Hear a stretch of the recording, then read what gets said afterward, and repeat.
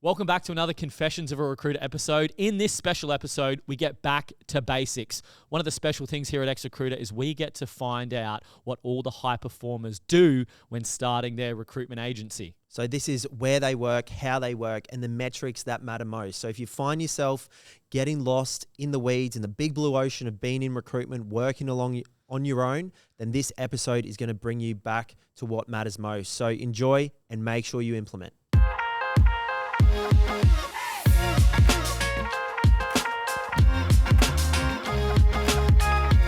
Welcome back to another episode of Confessions of a Recruiter. It's Blake and Declan. And today, BT, there's a topic I really want to bring up.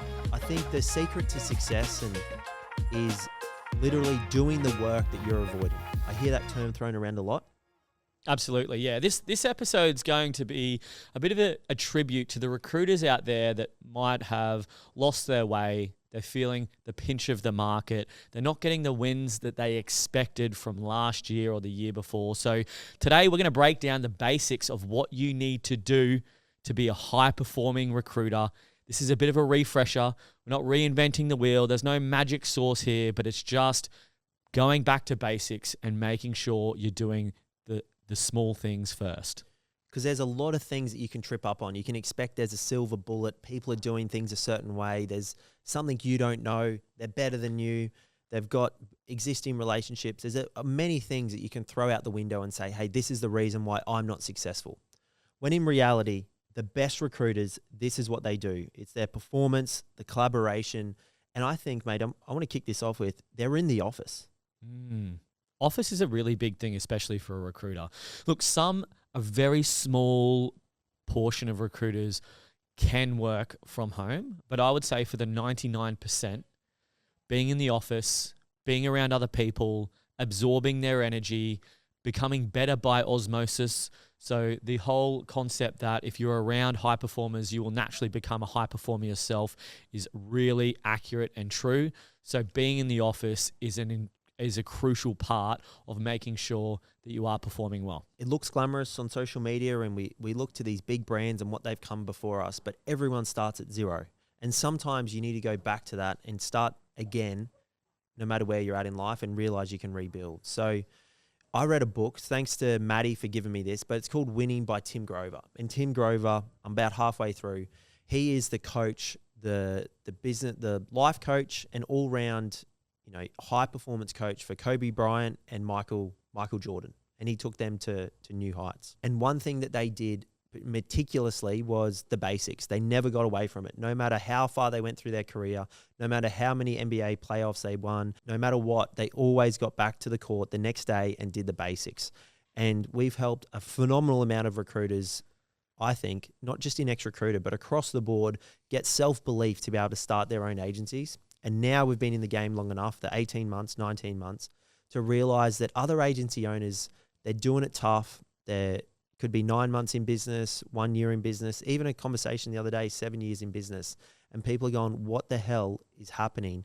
Why can't I just make it stick? And you get in your own head. So I think it'd be good just to go through our accountability framework on what it means to be a really good recruiter and the foundations you need to focus on and what's going to drive outcomes. Because there is a big blue ocean out there and sometimes you can get super, super lost.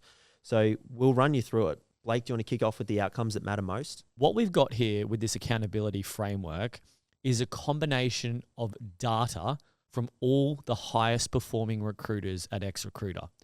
It's no secret that when you're a high performing recruiter, you join xrecruiter to start your own brand and work for yourself.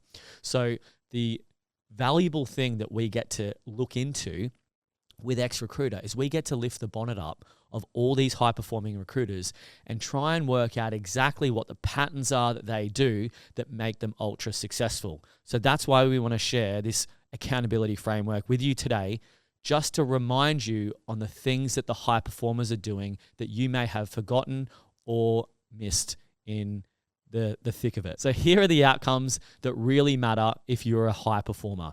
The only thing that matters is how many new jobs you got for the week and how many interviews are taking place for the week. Anything other than those two metrics, it is irrelevant. It doesn't matter how many conversations you're having with hiring managers. It doesn't matter how many candidates you're meeting. It doesn't matter how many LinkedIn posts you're creating.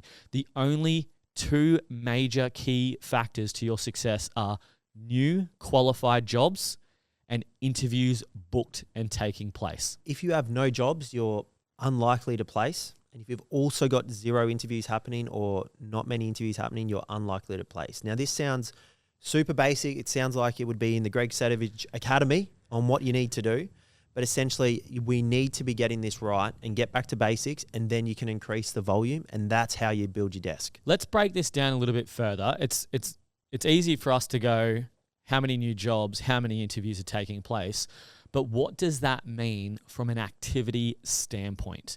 Now, when we talk about the activity metrics to get us to where we need to be, it's important that this happens every single day. So a lot of recruiters fall into the trap of they'll get 1 or 2 jobs. They'll go, oh my God, I really need to fill this job like right now.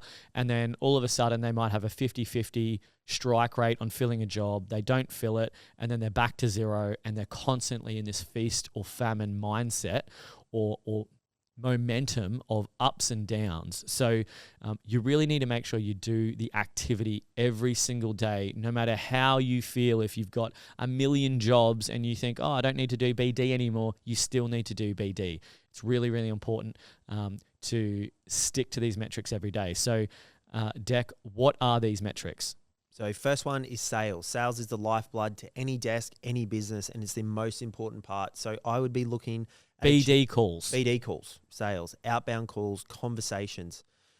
You can send voice notes and do the fluffy stuff, but this is the core stuff that you need to do every single day. So I'd be doing at least 5 connected calls at a bare minimum, ideally 10 per day.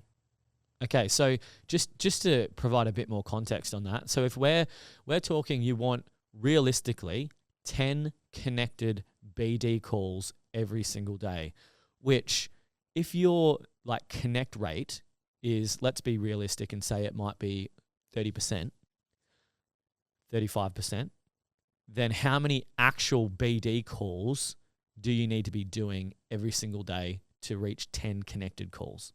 At least 30. Bingo.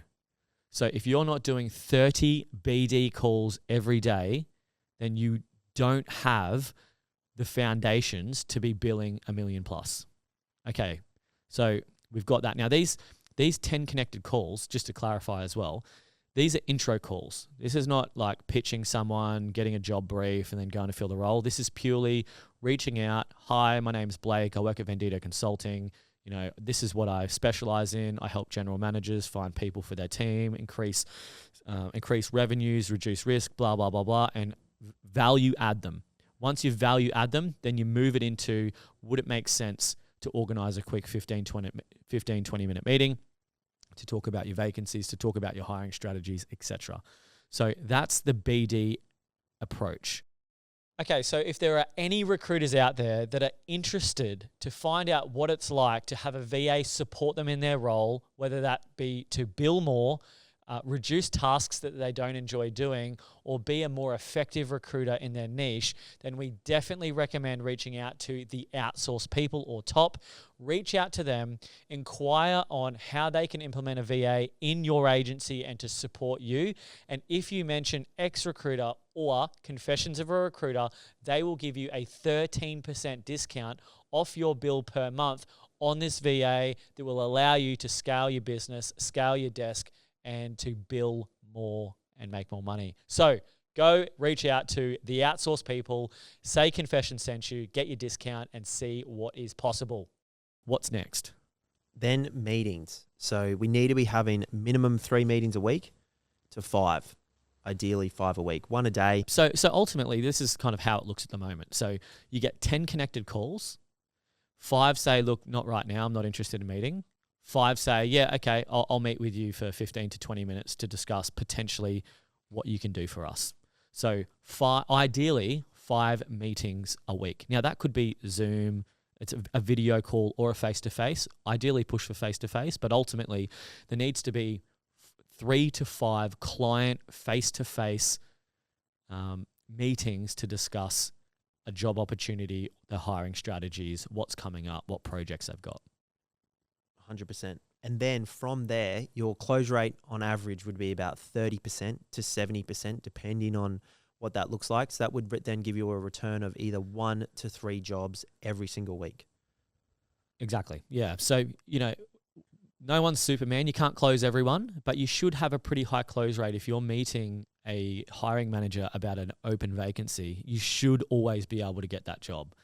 However, sometimes you do meet them and there's no immediate need, but it ends up just being an introductory session. So you can't close them all. But ultimately, if you're meeting 3 to 5 hiring managers for 15 to 20 minutes face-to-face a week, you should be able to pull in 1 to 4 jobs every single week. And then the average fee, that would depend on your sector. It could be, 15 to 23,000 if we're in perm. If we're in temp, it can range quite dramatically depending on your industry. Yeah. So I'm not sure if everyone knows what their stats are on their job fill rate, but if you're pulling in 1 to 4 jobs a week, you should, over the month, if you've got even a really bad recruiter, should be able to fill 25% of their jobs. A good recruiter fills 75% or above. So even if you're a terrible recruiter, if you are sticking to these basics, you should be filling 1 to 2 jobs a month and putting 20, 30K on the board. Bare minimum. Bare minimum. This is all bare minimum stuff, guys. We're not like lighting the world on fire here, but if you're in this point where you've got high ups, high downs, and you're really inconsistent, then these are the metrics that matter. It's your jobs, it's your interviews, it's your activity, and they're the baselines that you need to do to be able to consistently bill at least 30, 40K or above. And then having that framework and understanding what a consistent week is.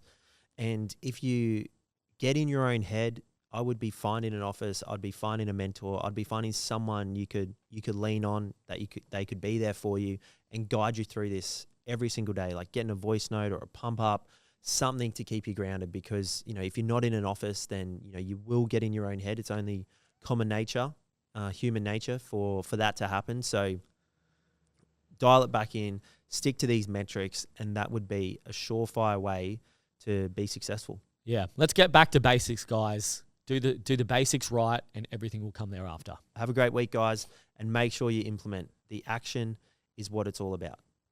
Let's go, baby. Thanks for tuning in to another Confessions of a Recruiter podcast with Blake and Declan. We hope you enjoyed and got a lot of value and insights out of this episode.